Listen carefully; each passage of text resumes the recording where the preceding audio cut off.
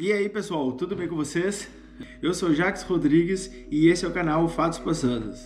Aqui a gente conta histórias que marcaram a humanidade. Histórias de ciência, de coragem, de descobertas que mudaram o rumo da nossa civilização. E hoje a história que eu trouxe é uma das mais incríveis que eu já contei. Antes de começar, já vai se inscrevendo no canal, deixa o joinha, tá? E deixa o comentário. E pega teu café, teu suco, teu refri, senta aí confortável, porque a história de hoje é sobre um homem, uma viagem, uma ideia que mudou o mundo para sempre, tá? Bora?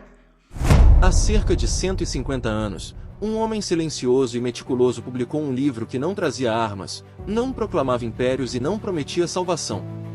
E, ainda assim, esse livro mudou o mundo mais do que muitas guerras e revoluções. Ele propôs uma ideia tão simples, tão elegante, ao mesmo tempo, tão profunda que, uma vez compreendida, nenhum ser humano poderia enxergar a vida da mesma forma.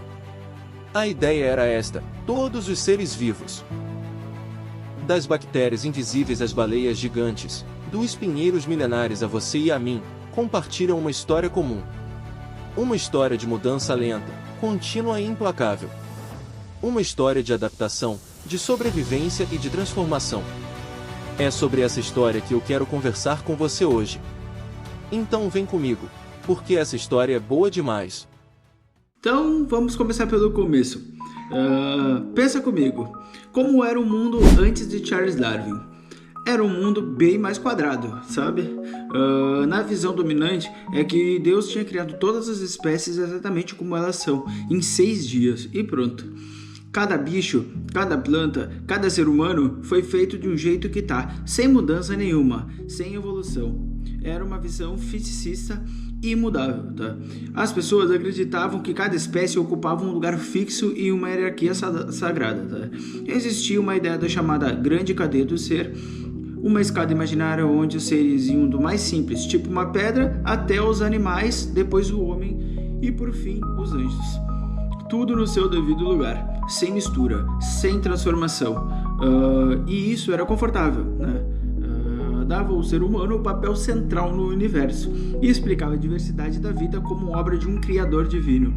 Mas algumas rachaduras começaram a aparecer nesse edifício de certezas, tá? Tinha um cara chamado Linneu que inventou o sistema de classificação das espécies. Ele passou a vida organizando os bichos em categorias e percebeu semelhanças integrantes entre eles. Só que Linneu achava que isso era apenas a ordem divina, tá? E depois veio um francês chamado Georges Cuvier que estudou fósseis e ele provou que espécies antigas haviam desaparecido e novas tinham surgido, mas ele explicava isso com catástrofes, tá? Tipo o dilúvio universal, por exemplo, ou grandes inundações que tenham exterminado tudo e Deus teria recomeçado. E teve o Lamarck, um naturalista francês que foi corajoso, né? Ele já dizia que as espécies mudavam com o tempo, mas ele achava que se você usasse muito músculo, ele crescia, e essa característica era passada para os seus filhos. Ele usava o exemplo da girafa. Se o pescoço estica para alcançar folhas, por exemplo, o filhote já nasce com o pescoço mais comprido. A gente sabe hoje que isso está errado. As características adquiridas não são herdadas, é a genética que manda. Mas Lamarck teve mérito de pensar diferente em um tempo em que isso era quase heresia. Todas essas ideias estavam no ar. Faltava alguém que juntasse as peças e que criasse uma teoria coerente com um mecanismo plausível, tá? E esse alguém era um jovem inglês, meio perdido na vida, que estava prestes a embarcar na maior aventura da sua vida. Esse jovem se chamava Charles Darwin, tá? Ele nasceu em 1809 em Frisburg, na Inglaterra. Era o quinto de 6 filhos de uma família muito rica, tá? O avô dele era Azus Darwin, já tinha sugerido ideias em poemas filosóficos, e o pai dele, Robert, era médico, e o avô materno é o famoso comerciante de cerâmica, tá? Lá na época. Mas Charles era um menino comum, gostava de colecionar conchas, besouros e outras coisas. Não era um aluno brilhante, na verdade ele era meio mediano, sabe? E o pai dele chegou a dizer para ele que ele era um garoto comum, com interesses comuns e que não iria longe na vida. O pai queria que ele fosse médico, e então Darwin foi estudar medicina em Edimburgo, tá? Mas aí que foi o problema. Ele não suportava a visão do sangue das cirurgias da época. Imagina só, pessoal, naquela época não existia anestesias. Era o paciente gritando, o médico serrando o osso e o sangue escorrendo, basicamente. Darwin ficava enjoado, tá? Desistiu da medicina. E aí o pai falou, então tu vai ser padre, tá? Basicamente isso. E Darwin foi para Cambridge estudar teologia, quase se tornou pastor anglicano, tá? Mas o que ele realmente amava era a natureza. Ele passava mais tempo colecionando besouros do que estudando os livros sagrados, pessoal. Foi em Cambridge que ele encontrou seu mentor, um botânico chamado John Stevens, tá? Ele percebeu que aquele garoto tinha talento e que observava a natureza com atenção diferente. Quando surgiu a oportunidade de um naturalista para uma expedição científica ao redor do mundo, ele indicou o Darwin. O navio era o HMS, tá? O capitão Robert Fitzroy queria um companheiro para uma longa viagem. Darwin, animadíssimo, disse que sim, tá? Mas o pai dele achou uma ideia absurda. Uma viagem de anos num navio pequeno, perigosa. Pra quê? Mas o tio de Darwin, Josiah, apoiou o garoto e o pai acabou cedendo. Em 27 de dezembro de 1831, com apenas 22 anos, Darwin embarcou no navio. Ele não sabia, mas aquela viagem de 5 anos iria mudar a história da humanidade. O Beagle partiu da Inglaterra e foi navegando. A viagem estava prevista para durar 2 anos, mas se estendeu por 5 anos. Darwin percorreu mais de 50 mil quilômetros naquele navio. Ele desceu no Brasil, na Patagônia, no Chile e em vários outros lugares da América do Sul. E a cada parada, ele via coisas que não saíam mais da sua cabeça. No Brasil, ele ficou extasiado com as florestas tropicais, a diversidade de insetos, de aves, de plantas e outras coisas. Ele escreveu no diário que nunca tinha visto tanta vida junto. Na Patagônia, ele encontrou fósseis de animais gigantes, uma preguiça do tamanho de um carro, um tatu gigante, um bicho que parecia um rinoceronte. E ele percebeu que esses fósseis pareciam com os bichos vivos da América do Sul e não com os da África ou da Europa, tá? Como isso era possível? O que tinha acontecido com esses gigantes? E no Chile, ele testemunhou um terremoto violento, pessoal. O chão tremeu, os prédios caíram e depois ele percebeu que o solo do mar tinha se elevado vários metros, tá? Ele viu conchas marinhas em cima das rochas a metros de altitude.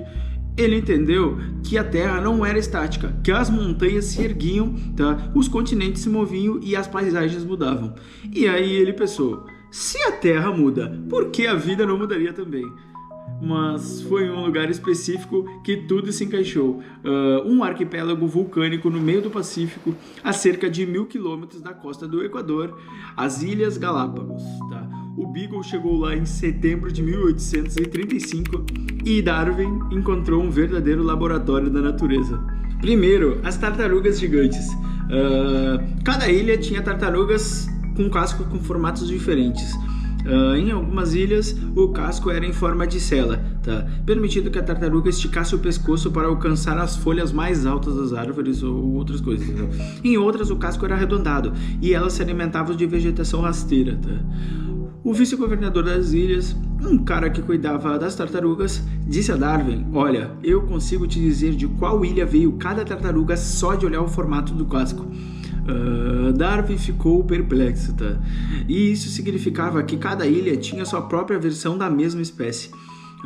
Depois, os tentilhões eram passarinhos que Darwin nem deu muita importância na hora.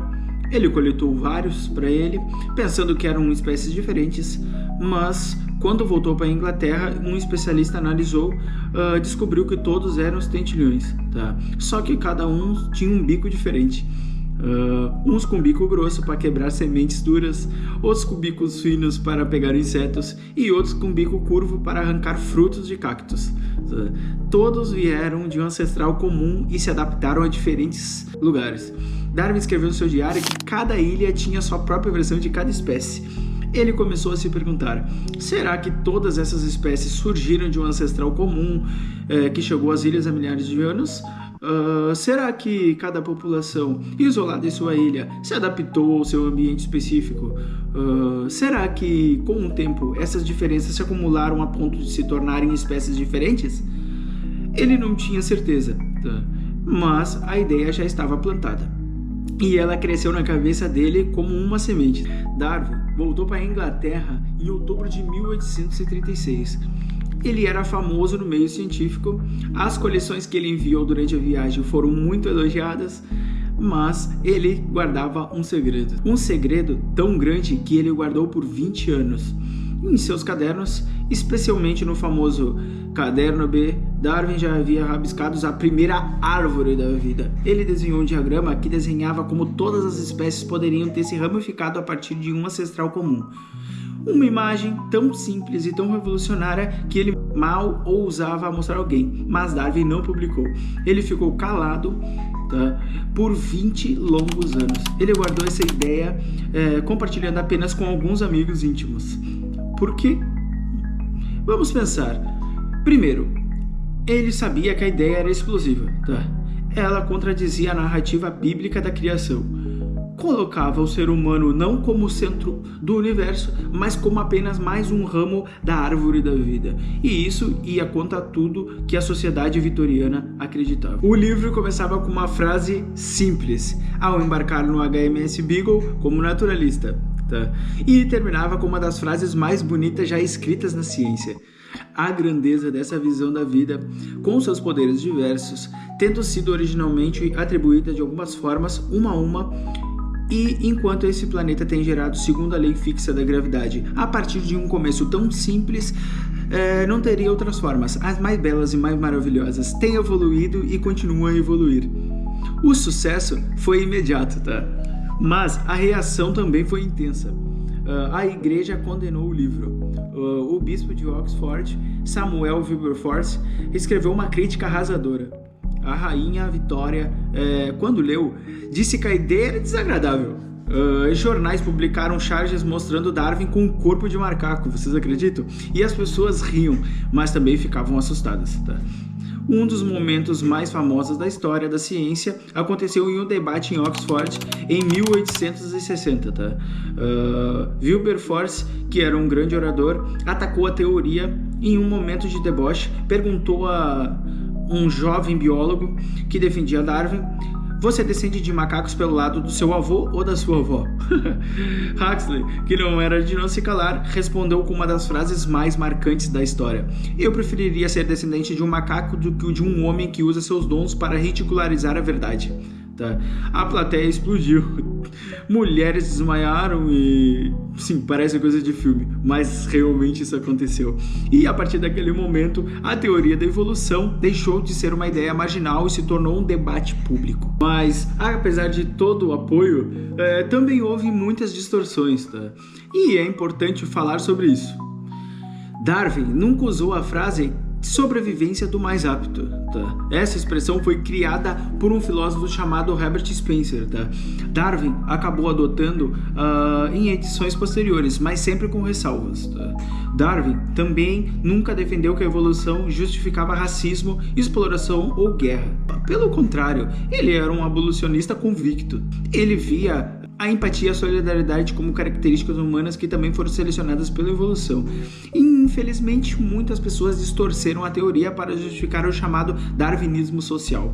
A ideia de que as nações e os grupos humanos competem entre si por uma luta pela sobrevivência, tá? Isso foi usado para justificar imperialismo, capitalismo selvagem, eugenia, nazismo e diversas outras coisas. Mas isso é uma perturbação completa do que Darwin pensava. Ele horrorizaria em ver sua teoria para justificar essas coisas. Ele via a comunidade como uma grande família, tá? Todos nós participamos de um ancestral comum e então deveríamos se tratar com respeito e dignidade. Então, quando alguém usar a evolução para defender crueldade, lembre-se, isso não é Darwin, tá? Agora, vamos entender melhor o que é a seleção natural. Porque essa é a ideia central, o coração da teoria de Darwin. A seleção natural funciona assim. Primeiro, Em qualquer população de uma espécie existem variações, tá? Os indivíduos são diferentes uns dos outros, tipo nós, humanos, que temos diferentes alturas, cores de cabelo, formatos de rosto. Segundo, essas características podem ser herdadas, passadas de pais para filhos, tá? Terceiro, as espécies produzem mais descendentes do que um ambiente pode sustentar. Isso gera competição de recursos como comida, água e espaços. Quarto, os indivíduos que têm características vantajosas, camuflagem, bicos adaptados, maior velocidade, têm mais chance de sobreviver e se reproduzir, tá? São os que o ambiente seleciona. Quinto, o tempo, tá? Essas características vantajosas se acumulam na população, a espécie muda, é simples, não é? Mais poderoso. Vamos a um exemplo prático. Imagina uma população de besouros. Alguns são verdes, outros são marrons. O solo onde eles vivem é escuro. Pássaros vêm e comem os besouros. Os besouros verdes são fáceis de ver, comem muitos deles. Os marrons se camuflam no solo escuro, sobrevivem com mais frequência. Eles reproduzem e passam a cor marrons para os filhotes. Depois de várias gerações, a população fica quase toda marrom. O ambiente selecionou naturalmente os besouros marrons. Agora, imagine que uma barreira geográfica, uma montanha que surgiu, um rio que mudou de curso, divide essa população em dois grupos. Cada grupo fica isolado e enfrenta condições diferentes. A seleção natural age de forma diferente em cada grupo. Com o tempo, eles mudam tanto que não conseguem mais se reproduzir entre si. Surgiram duas espécies diferentes. Aí é assim como a espécie se diversifica. É assim que um grupo de tentilhões se transformou em 3 espécies diferentes nas Galápagos, tá? E é assim, ao longo de centenas de milhões de anos, que todos os seres vivos da Terra surgiram de um ancestral comum. Mas a evolução não é só uma ideia bonita. Ela é apoiada por evidências esmagadoras, tá? Primeiro, os fósseis. O registro fóssil mostra uma clara transição entre formas antigas e formas mais recentes. A sequência do cavalo é um exemplo clássico, tá? De um bicho do tamanho de um cachorro com 4 dedos ao longo de 50 milhões de anos até o cavalo moderno que tem um dedo só, tá? Cada estágio intermediário foi encontrado. Segundo a anatomia comparada, estruturas homólogas, o braço humano, a asa do morcego, a nadadeira da baleia e a pata do cavalo têm os mesmos ossos, mas funções diferentes. Isso indica que compartilhamos um ancestral comum que tinha aquela estrutura básica, tá? Terceiro, a embriologia, tá? Os embriões de peixes, anfíbios, répteis, aves e mamíferos são quase idênticos dos estágios iniciais de desenvolvimento, tá? Todos têm cauda, fendas branquiais e uma forma semelhante. Isso é a herança do ancestral comum. Quarto, a biogeografia. Ilhas e continentes têm espécies únicas, mas que se parecem mais com as de áreas próximas do que as de áreas distantes. Os Galápagos só tem aqueles metilhões porque estão perto da América do Sul, tá? A Austrália só tem massoviais porque ficou isoladas por muito tempo, tá? Quinto, a genética. O DNA é a prova mais contundente, tá? Todos os seres vivos usam o mesmo código genético. O DNA humano é 98% igual ao do chimpanzé, 85% igual ao do camundongo e 50% igual ao da banana. Acredita? Tu acredita nisso? Você é meio banana. Não é coincidência, é herança de um ancestral comum. Cada uma dessas linhas de evidência conta a mesma história. A vida na Terra está conectada por uma longa e contínua história de mudança, tá? Darwin não sabia como as variações surgiam ou como eram herdadas. Ele sabia o que acontecia, mas não entendia o mecanismo disso tudo. A resposta veio de um monge austríaco chamado Gregory Mendel. Na mesma época em que Darwin publicava seu livro, Mendel estava plantando ervilhas no mosteiro. Ele descobriu que as características são transmitidas por fatores, o que hoje chamamos de genes. Mendel publicou seu trabalho em 1866, tá? Mas foi ignorado por décadas. Só no século XX, a genética e a evolução se uniram, formando assim a síntese evolutiva moderna, tá? Hoje, sabemos que a evolução é impulsionada por vários vulcanismos, tá? As mutações aleatórias no DNA criam várias mutações a derivas genéticas e mudanças na frequência de genes, por acaso, especialmente em populações pequenas, o fluxo gênico, a migração de indivíduos entre populações que introduz novos genes e, claro, a seleção natural que favorece gênesis vantajosas, tá? E a evolução não é coisa do passado, ela está acontecendo agora, tá? Bactérias que se tornam resistentes a antibióticos, vírus que mudam a cada temporada, a gripe, a Covid, todas elas evoluem. Plantas que se adaptam a solos poluídos, tá? Insetos que se tornam imunes a pesticidas. A evolução é um processo contínuo, tá? Nunca para, entendeu? Darwin morreu em 1882, tá? E ele foi enterrado perto de Westminster, ao lado de Isaac Newton, uma honra reservada aos maiores gênios da humanidade. Alfred Russel Wallace, seu rival e amigo, viveu até 1913 e continuou a defender a teoria, tá? Hoje, a teoria da evolução é um lugar central da biologia moderna. Ela explica desde a existência de bactérias até a diversidade de espécies da Amazônia, por exemplo. Ela guia a medicina, a agricultura, a conservação ambiental. Ela responde à pergunta fundamental: de onde viemos? Mas talvez o legado mais profundo de Darwin seja outro. Ele nos ensinou que a vida não é uma linha reta, mas uma árvore, que todos os seres vivos estão conectados, que não somos o centro do universo, somos apenas um galho na imensa árvore da vida. E isso pode parecer humilhante para alguns. Afinal, durante séculos, a humanidade acreditou ser o centro da criação. Darwin nos tirou desse pedestal, digamos assim, mas ao mesmo tempo ele nos deu algo mais precioso. Ele nos mostrou que somos partes de algo maior, tá? Que a vida na Terra, ela é uma teia gigante e é interconectada, que existe há bilhões de anos, e que nós, meros humanos, temos a capacidade de compreender essa história, de nos maravilhar com ela e de contar essa história. Darwin não destruiu a beleza do mundo, ele a ampliou. Ele mostrou que a vida é mais antiga, mais vasta e mais maravilhosa do que qualquer um de nós poderia imaginar. E ele nos deixou uma lição simples e poderosa: a natureza não tem pressa, mas nunca para. E aí, o que você achou dessa história? Ficou curioso? Quer saber mais? Se sim, corre lá, pesquisa sobre evolução, sobre genética, sobre os fósseis. Tem um mundo inteiro de descobertas esperando por você. E lembra, você é parte dessa história. Cada célula do seu corpo carrega milhões de anos de evolução. Seu DNA guarda a assinatura de todos os seres ancestrais, desde os mecanismos unicelulares até os primatas que caminharam pelas florestas. Você não é apenas um ser humano, tá? Você é um capítulo vivo na história da vida na Terra, tá? E isso, meu amigo, é simplesmente incrível, tá? Aqui quem falou foi Jacques Rodrigues e esse foi mais um episódio do canal Fatos Passados. Se você gostou, e não esquece de deixar o like, se inscrever no canal e ativar o sininho para não perder as próximas histórias. Compartilhe com aquele amigo que também ama a ciência ou com aquele que ainda não conhece essa história, porque afinal, conhecimento é para ser compartilhado. E até a próxima.